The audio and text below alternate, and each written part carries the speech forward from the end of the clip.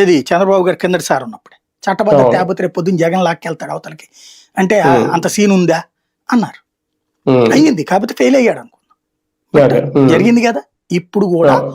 CRD ఇప్పుడు మళ్ళీ నేను స్పెసిఫిక్ గా చెప్తున్నా, విజయవాడ గుంటూరుతో కలిపితే అమరావతి అభివృద్ధి అన్నది అద్భుతం.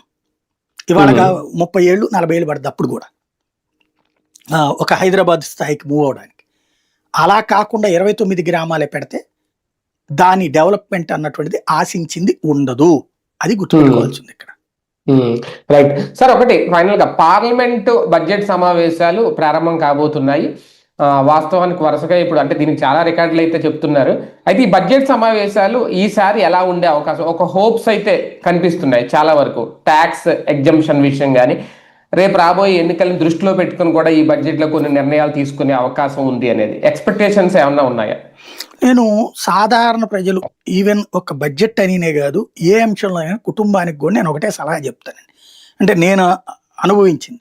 నా చిన్నప్పుడు మా నాన్న ఇట్లా తెస్తే బాగుంటుంది అట్లా తెస్తే బాగుంటుంది అనుకుని అది రాక నిరాశపడ్డ రోజుల తర్వాత 6-7 తరగతుల దాకా అట్టుంటది.